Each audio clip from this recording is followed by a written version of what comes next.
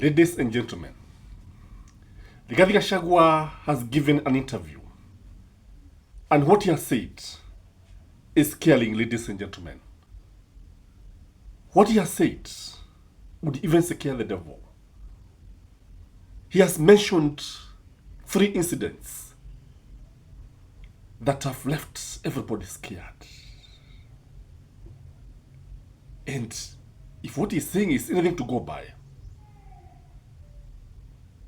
he has all the reason to get worried. If what he has said is anything to go by, Kenyans can now understand the impeachment process. Kenyans can now understand the desperation to replace him. Kenyans can now understand the supersonic speed. And remember, I gave you a video about the supersonic speed to replace Gachagua.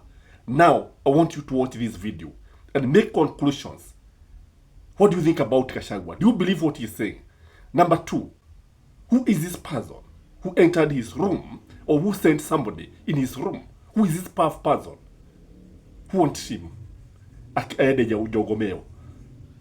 Jameni, is this where we are?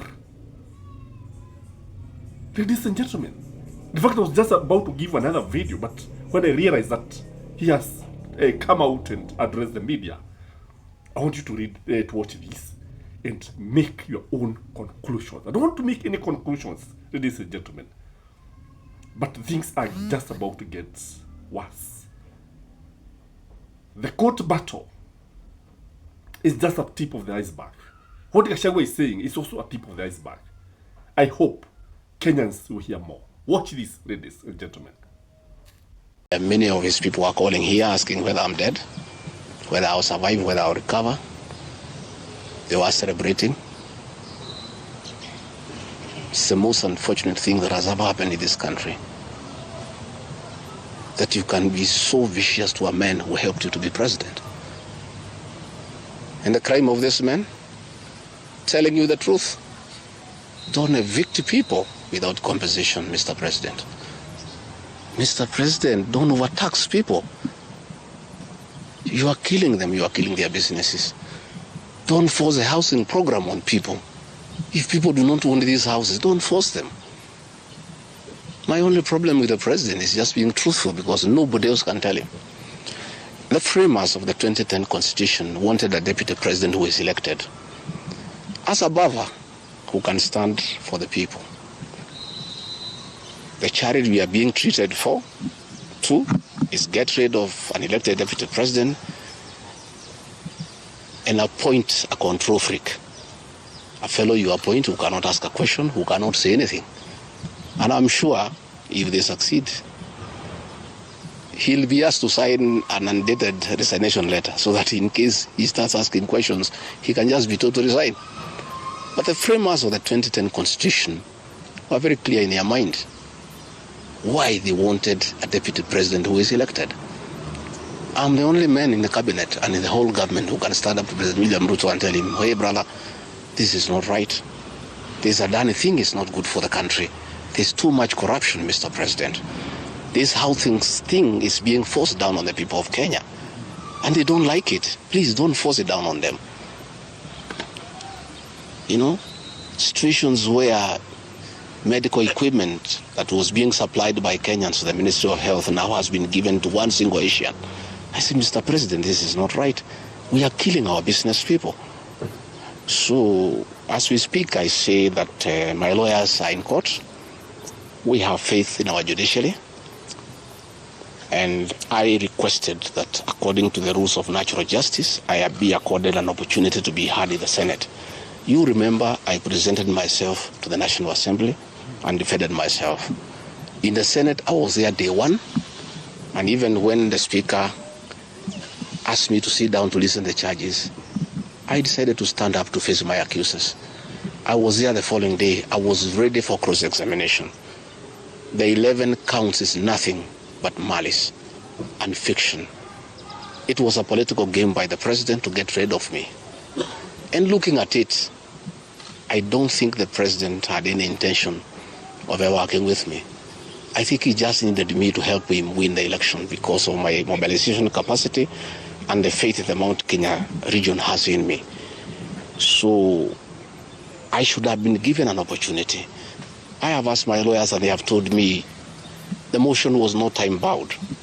What is time-bound is a select committee that should work for 10 days and then report to plenary. That committee was never constituted, so this matter should have continued and waited for me. I was ready for cross-examination so that I answer those 11 counts one by one, and I'm sure had I been given that opportunity, I would have persuaded the senators otherwise. I was not given that opportunity. When you look at the speed at which Rigathi Gachagua is being hounded at office, it's like the story of Simon Makonde. You remember that story? One who died, who was born on Monday and by Sunday was buried.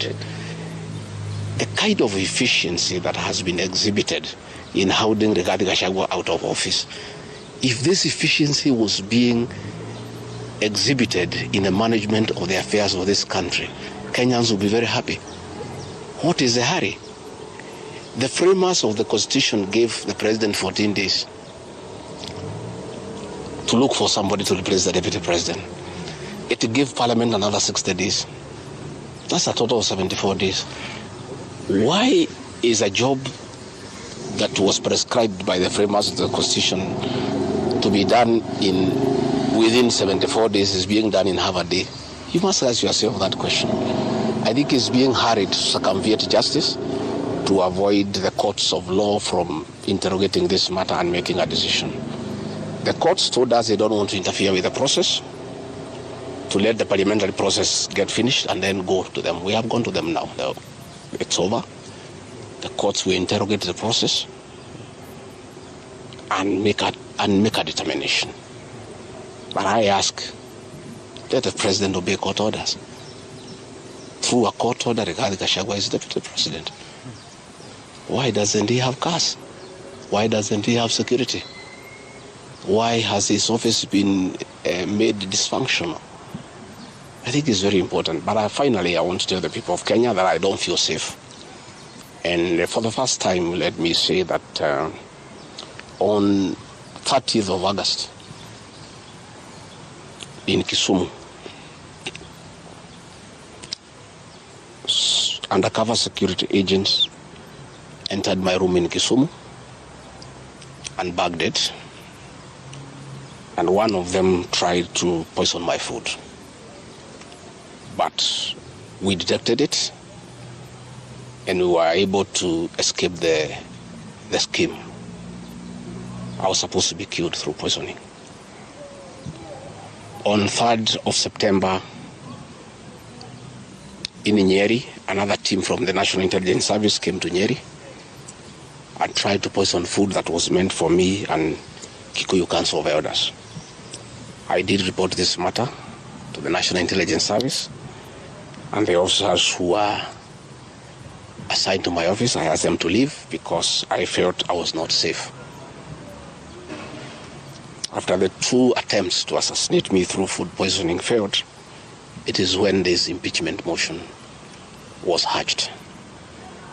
When my security was withdrawn here, officers from the National Intelligence Service have been hovering in every room, in every compound here, to an extent that I had to call my wife and my children to come and stay in my room